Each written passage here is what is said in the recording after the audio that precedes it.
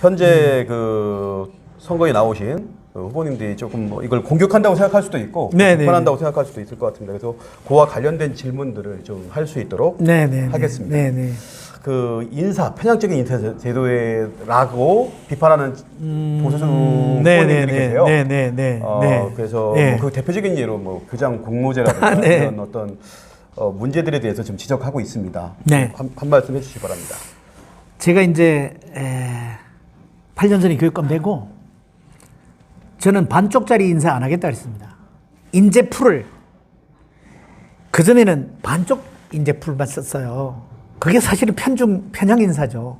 그래서 나는 폭넓게 쓰겠다. 인재풀을 이른바 보수 진보 안 가리고 모든 영역에서 인재 쓰겠다. 그래서 그전에는 없던 진보 적인 어떤 교육 관련 단체 인재들을 썼어요. 쓰려고 했어요. 그런데 그분들이 가지고 있는 뭐 스펙이나 준비 정도 가지고는 경쟁이 안 됩니다. 그래서 이제 좀 더 다양한 선발 경로와 방식을 취한 거예요. 근데 그거 없는 발탁 제도를 만든 게 아니고 이미 보수 정권에서 만든 박근혜 정부, 이명박 정부에서 만든 교장 공모제라는 거를 활용했어요. 근데 그전에는 교장 공모제 중에 안 썼던 게 있었어요. 그게 내부형이에요. 교장 공모제가 세 가지가 있지 않습니까? 내부형, 초빙형, 개방형. 내부형은 교사 자격을 가지기만 하면 교장 될 수 있게 한 거죠. 그죠? 자격은 교사 자격만 있으면 교장 자격도 있다는 얘기예요. 무자격 교장이 아닌 거죠. 그 다음에 초빙형은 교장 자격증을 가지고 있는 사람 중에 지망하는 사람 중에 이제 선발하는 거예요. 개방형은 교사 자격이 없어도 다른 분야 전문성만 있으면 교장도 시킬 수 있다는 거죠. 예를 들면 예술과 화가 교사 자격증 없어도 예고 교장 될 수 있고, 과학고 교장 될 수 있고, 그 다음에 기업 경영을 했던 무슨 사장님 아니면 대기업 뭐 간부 이런 분도 마이스터 고등학교 교장할 수 있다. 여기 개방형이에요. 근데 저는 있는 제도를 보수적인 시대에 안 쓰고 있는 부분을 여러 가지로 쓴 거예요. 그러니까 대거 등용 막 이렇게 얘기했습니다. 그리고 제 사람 심기 이랬습니다. 왜 저만 제 사람 심기입니까? 그리고 나는 인사권자로서 내가 발탁하는 사람 다 내 사람이다. 뭐 이쪽 사람만 내 사람이고 내가 어디 출신이라고. 그런 게 어딨냐. 그러니까 무슨 측근 인사니 편중 인사니 제 사람 심기니 이 말은 돌려주고 싶습니다. 자, 그리고 과연 그러면 얼마나 폭넓게 썼냐. 한 비율로 따져볼까요? 공모교장 제가 한 학기에 한두 명 했습니다. 8년 동안에 깨끗하게 한 10여 명 남짓입니다. 그러면 충북의 교장이요. 500명입니다. 학교가. 교장 원장이. 500명 중에 한두 명. 그렇게 다 합쳐서 한 10명. 그러면 몇천 명 중에 한 10명 썼다는 거예요. 그게 무슨 엄청난 편중 인사입니까? 네. 그리고 또요. 할 말이 많아요. 또 이제 측근 인사 그래요. 제가 혈혈단신 거기 들어갔습니다. 들어가가지고, 뭐, 저를 같이 만든 교사들 데리고 들어가지도 못했어요. 그러다가 장학사 몇 명 선발했어요. 그걸 가지고 대거 막 이렇게 얘기를 했고, 지금도 그렇거니와 이 도교청을 이끌고 가는 핵심 간부들 중에 8년 동안요, 과장시킨 사람 3사람. 그리고 기관장이요, 1년에 한 40명 쓸 수 있어요. 기관장 무슨 교육장 이런 사람. 1년에 40명 가까이 되는데 8년 동안에요, 그 기관장 1명 썼습니다. 1명. 이게 무슨 편중인사입니까? 어떻게 생각하십니까? 네. 알겠습니다. 뭐 제가 적절하지 않은 것 같고요. 얘기하기에는.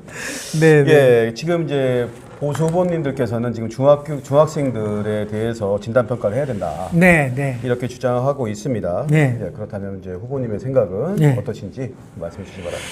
저는 교육감되고서 지금까지 계속 평가를 안 한다는 얘기 들었습니다. 모든 교육 활동에 평가 없는 교육 활동이 어디 있습니까? 아니, 교육이 아니라도 사업을 해도 사업 평가하잖아요. 모든 게 다 평가 있습니다. 어떤 방식으로 할 거냐 하는 건데, 저는 그야말로 100분이 점수로 내고 ABCD 등급으로 내는, 그리고 석차 내는 이 평가가 비교육적이다 해가지고 잘 강제 안 합니다. 근데 옛날에는 성적 잘 올리려면 시험 보여야 돼. 그래가지고 성적 결과 가지고 들볶아야 돼. 가장 무식한 교육 방법이지 않습니까? 근데 저는 교육의 부정적인 영향 같은 걸 굉장히 좀 경계하면서 필요한 평가는 해야 된다. 예를 들어서 아이들 뭘 어떻게 가르칠까 그걸 알아야 되냐고. 진단평가 해야 됩니다. 기초 기본 학력이 있나 없냐 해야 됩니다. 진단평가 도구가 다양하게 있습니다. 근데 그거를 제가 반대하는 건 똑같은 기준으로 수능 보듯이 일자고사 전국에 똑같이 봐가지고 등수 매기고 점수 매기고 석차 매겨가지고 잘했네 못했네 이렇게 따지는 거는 위험하다. 이미 부작용을 많이 봤기 때문에 그 부작용이요 정말로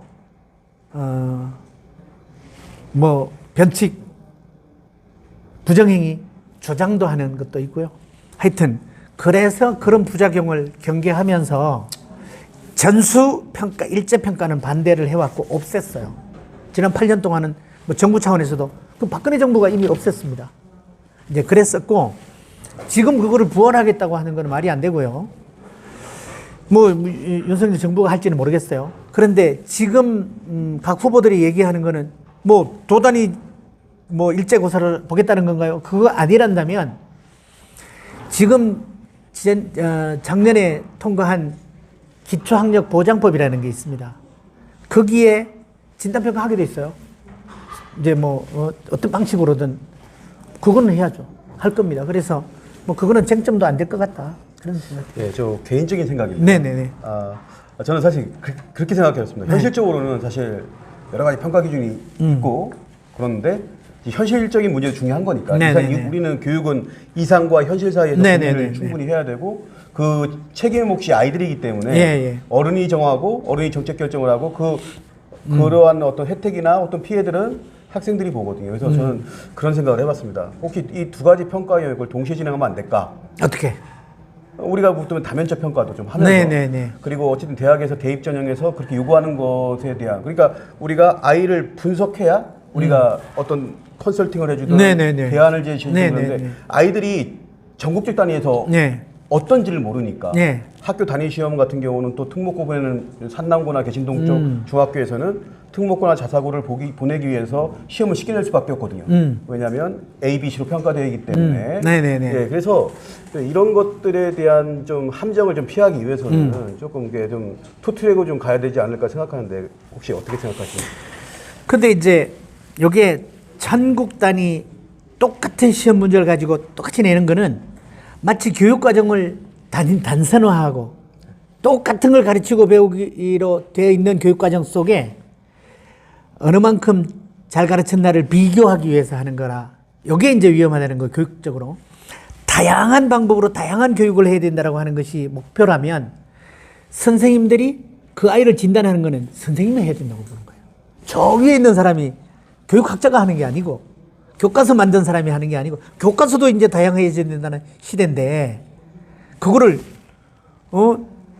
예를 들어서 그 교과도 이제 국정교과서 없애잖아요. 국어도 국정교과서 아닙니다.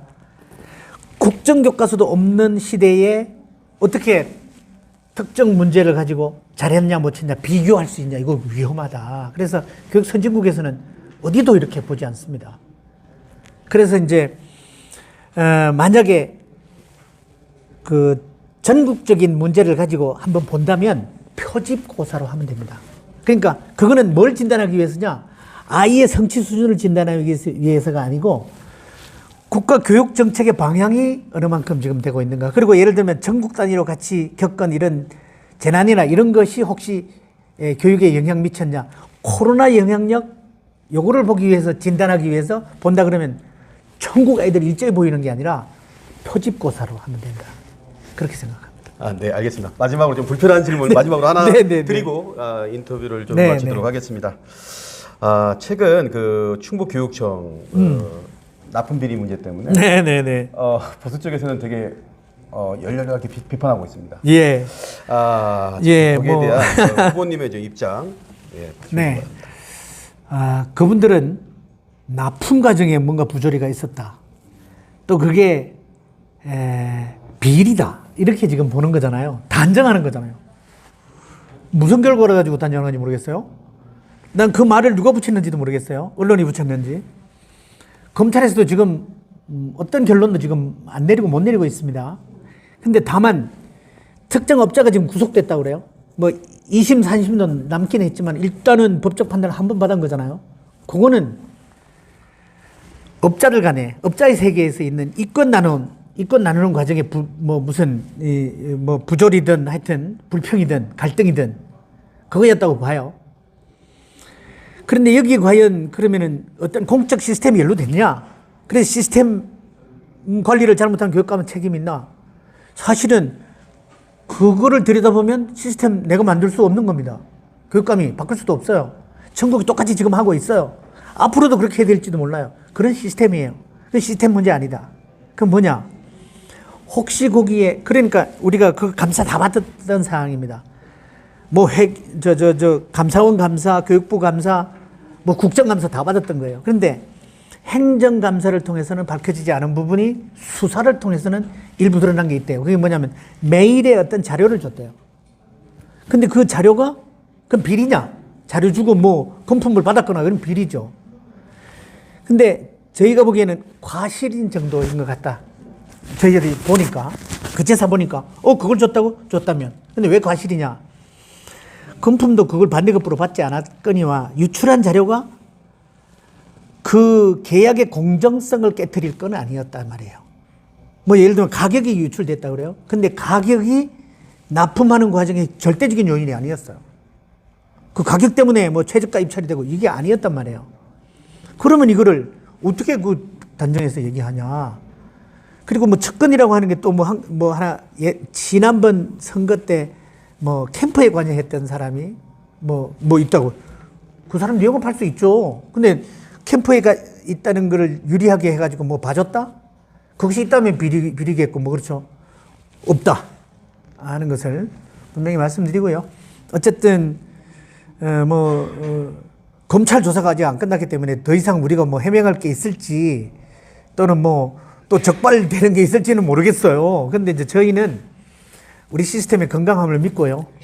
우리 그 공무원들의 나름대로 엄격한 자기 관리를 제가 믿기 때문에 저는 그렇습니다. 이거 뭐 없는 거를 제가 있다고 할 수도 없는 것이고 저는 믿습니다. 하여튼 그 우리 시스템에 만약에 부족한 점이 있다면 뭐 고쳐야 되겠지만 그거는 뭐 당연히 납품과 관련되는 규정에 관련되는 뭐 법령이 있을 테고 뭐 절차가 있을 테기 때문에 이런 것들이 혹시 보완될 수 있을지는 모르겠으나 어쨌든 현재 밝혀진 것도 뭐 뚜렷하지 않고 비리라고 그렇게 매도를 당할 일이 아니다. 그 정도까지 좀 말씀드리겠습니다. 예, 아이고 장시간 이렇게 인터뷰에 응해 주셔서 감사합니다.